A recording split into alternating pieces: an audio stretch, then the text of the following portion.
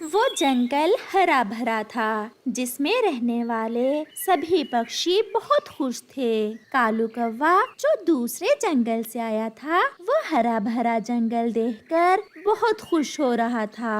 वो सारे जंगल में एक उड़ान लेता है। इधर उधर सब देख लेने के बाद कालू कौवा एक नदी के पास बैठ जाता है। ये जंगल तो बहुत सुंदर है। यहाँ रहने के लिए मुझे सबसे पहले यहाँ कोई अच्छा सा दोस्त बनाना होगा। फिर मुझे इस नए जंगल में कोई दिक्कत नहीं होगी।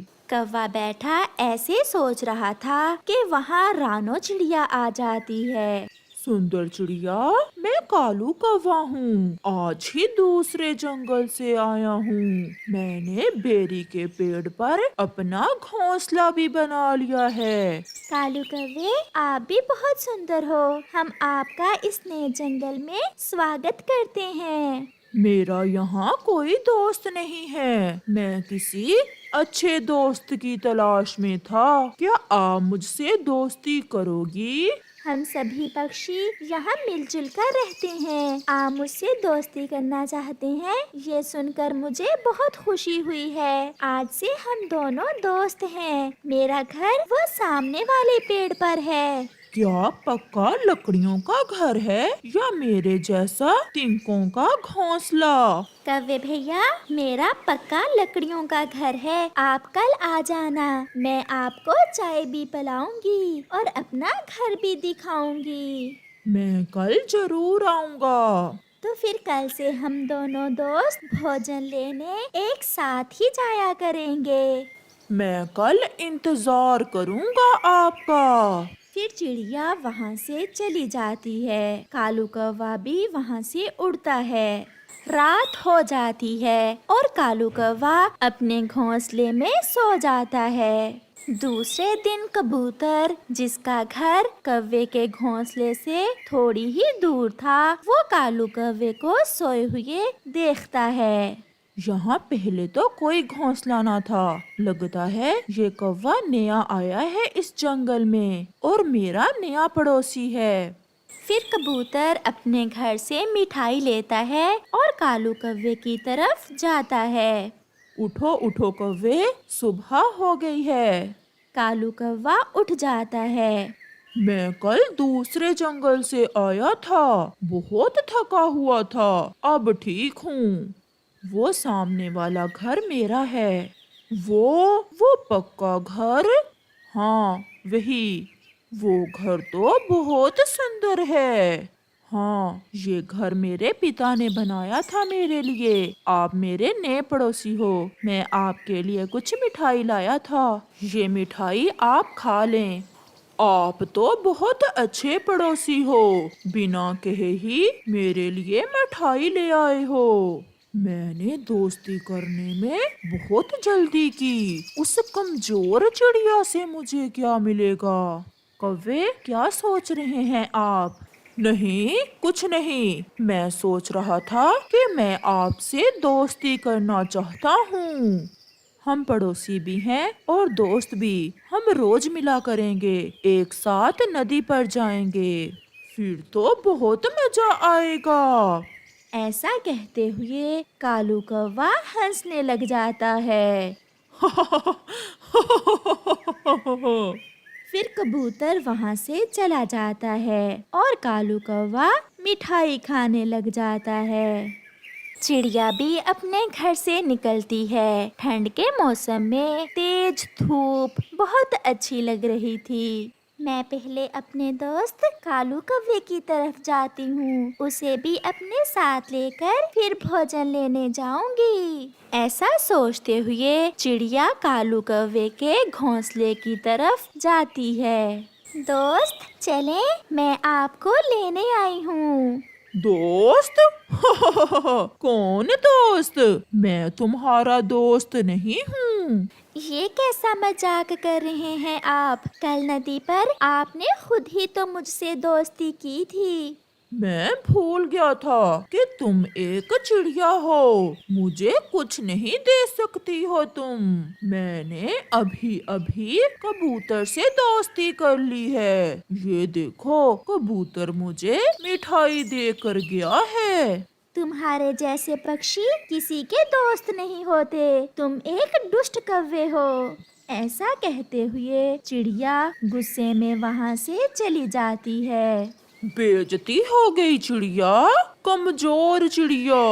कालू खुद से ऐसा कहते हुए हंसने लग जाता है। 2-3 दिन गुजर जाते हैं। कालू कौवा कबूतर के साथ ही नदी पर जाता और कबूतर के साथ ही भोजन की खोज में।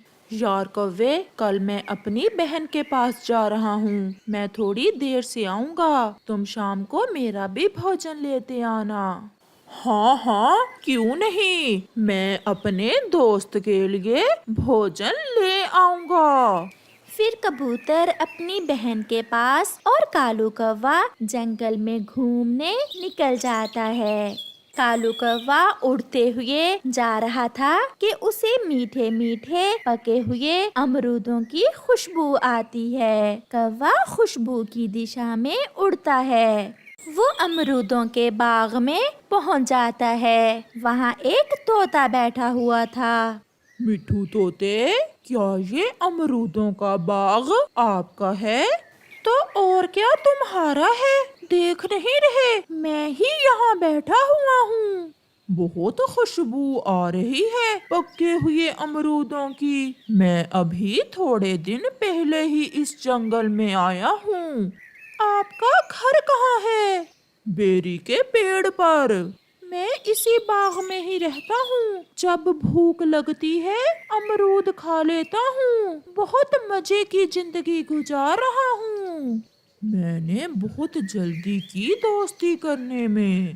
वो कबूतर एक दिन मुझे मिठाई देकर गया था और आज उसने मुझे कहा कि मैं उसके लिए भोजन लेकर आऊं।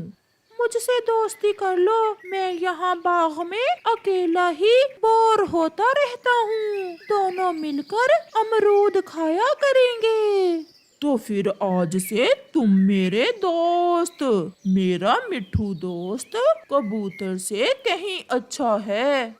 तो ये लो, एक अमरूद खाओ और बताओ कैसा है। ऐसे ही शाम हो जाती है। कबूतर शाम को वापिस आ जाता है। वो सीधा कालू कौवे के पास जाता है। दोस्त, मेरे दोस्त, मेरा भोजन कहाँ है? दोस्त? कौन दोस्त? मैं कोई नौकर हूँ तुम्हारा जो तुम्हारा भोजन लाऊं। चल भाग यहाँ से। मेरी दोस्ती आज तोते से हो गई है। तुम यहाँ से जा सकते हो। मुझे पता तो था कि कौवे किसी के दोस्त नहीं होते, मगर मैंने फिर भी तुम्हारा विश्वास किया। ये मेरी बड़ी गलती थी। मुझे डिस्टर्ब ना कर, जाओ यहाँ से। फिर कबूतर वहाँ से चला जाता है। कबूतर भैया, आप ये भोजन खाइए। वो कोई दुष्ट कौवा है, उसने मेरे साथ भी ऐसा ही किया था।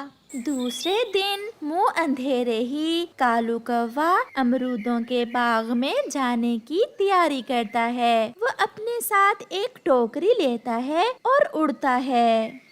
रास्ते में चिड़िया और कबूतर बैठे हुए थे। वो उनसे कहता है, मैं अपने नए दोस्त मिठू तोते के बाग में अमरूद खाने जा रहा हूँ। आ जाओ अगर खाने हैं। ऐसा कहते हुए कालू उड़ता जाता है।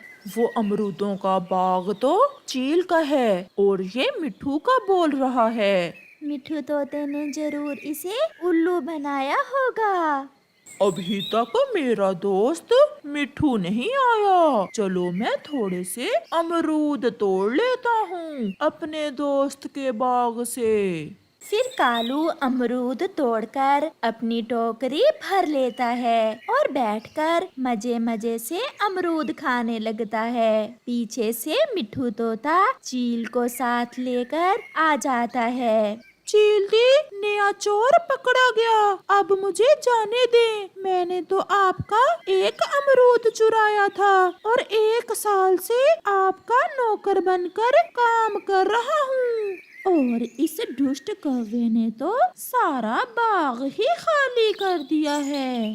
नहीं, ऐसा नहीं हो सकता।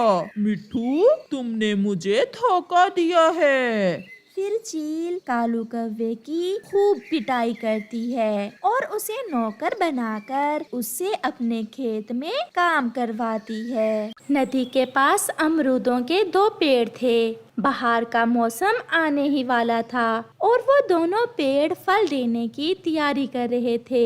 उनमें से एक पेड़ विशाल था और शक्तिशाली था, जबकि दूसरा पेड़ थोड़ा कमजोर था। अब होगा मेरा और तुम्हारा मुकाबला।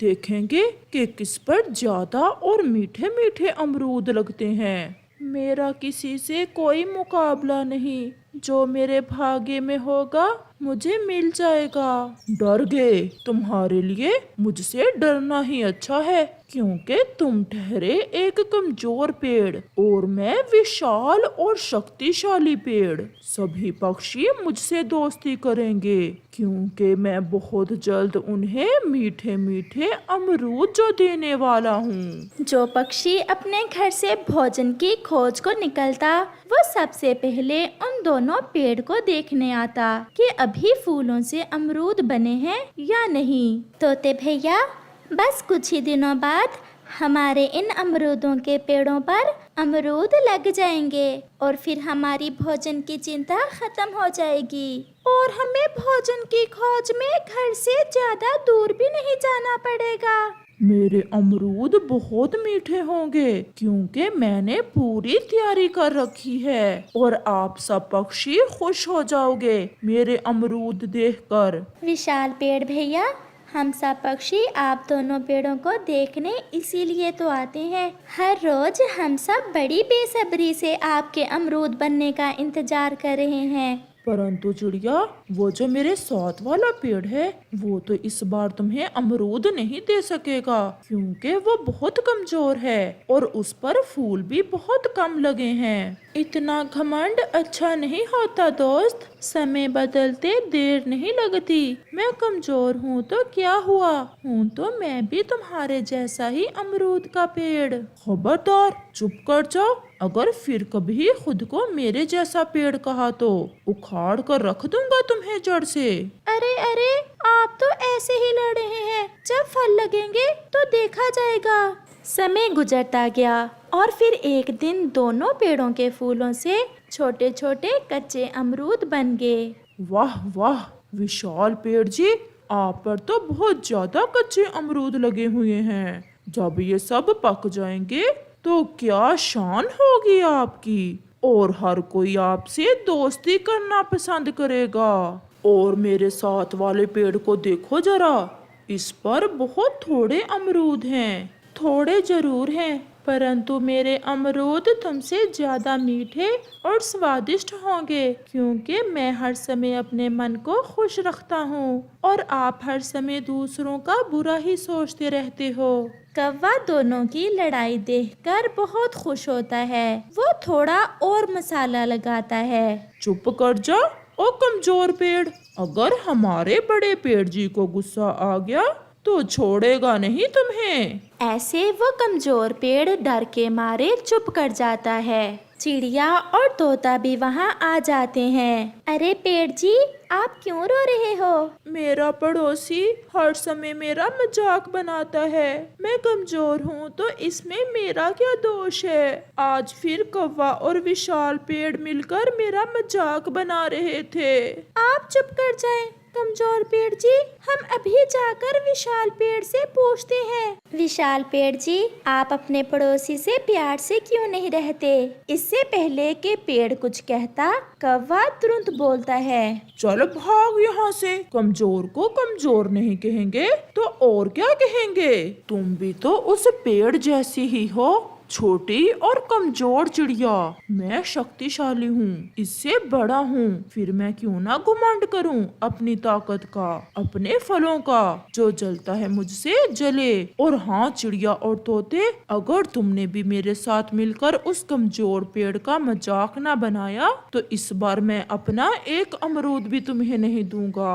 जैसा बुरा ये कौवा वैसे ही तुम। ऐसा कहते हुए तोता और चिड़िया वहाँ से चले जाते हैं। समय गुजरता गया और फिर एक दिन आसमान पर काले बादल छा जाते हैं और मौसम बहुत खराब हो जाता है। मेरे पड़ोसी, मेरे दोस्त, आसमान पर गहरे बादल हैं और मुझे लग रहा है आज रात तेज हवा भी चलेगी, इसलिए हमें आज रात जाग कर गुजारना होगी और खुद को हवा के जोर से बचाना होगा। वाह वाह कमजोर पेड़, बड़े भाषण दे रहे हो। भाषण नहीं, मैं सच कह रहा हूँ। मेरे मम्मा पापा बताया करते थे कि जब फल लगने के करीब हो तो तेज हवा का मुकाबला करने के लिए रात को जागते रहना और अपनी जड़ों को मजबूती से पकड़े रखना, क्योंकि हमारे फल तेज हवा से गिर भी सकते हैं, क्योंकि तुम्हारे मम्मा पापा भी तुम्हारी तरह ही कमजोर होंगे। ऐसा कहते हुए वो विशाल पेड़ हंसने लग जाता है। रात हो जाती है और वो विशाल पेड़ गहरी नींद सो जाता है। वो तो ऐसे खर्राटे ले रहा था जैसे घोड़े बेचकर सोया हो।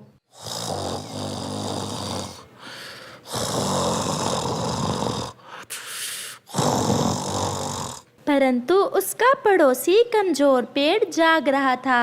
फिर तेज हवा शुरू हो जाती है। हवा बहुत तेज थी और उस विशाल पेड़ की डालियां एक दूसरे से टकरा रही थीं और वो आराम से सोया हुआ था, जबकि कमजोर पेड़ अपनी डालियों को मजबूती से थामे हुए था और वो खुद पर काबू किए हुए था।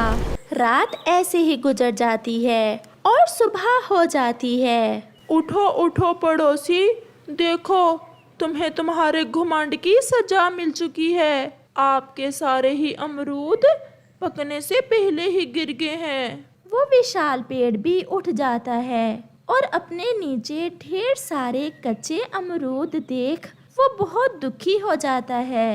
पड़ोसी, जल्दी से मुझे देखकर बताओ कि मेरे ऊपर कितने अमरूद बचे हैं। केवल एक अमरूद बचा है और वो भी छोटा है। फिर कुछ दिनों बाद सूरज की रोशनी और ठंडी हवा से उस कमजोर पेड़ के सारे अमरूद पक जाते हैं, जिन्हें खाने सभी पक्षी आ जाते हैं। देखा विशाल पेड़, आपने घुमंड किया और आपको आपके घुमंड की सजा मिली। परंतु वो घमंडी पेड़ तो ऐसे चुप था जैसे उसे सांप सूंघ गया हो। क्या मैं भी आपके थोड़े से अमरूद खा लूं?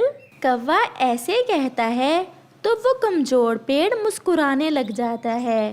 तो देखा दोस्तों कि हमें कभी भी घुमंड नहीं करना चाहिए, क्योंकि हमेशा गरूर का सर नीचा होता है।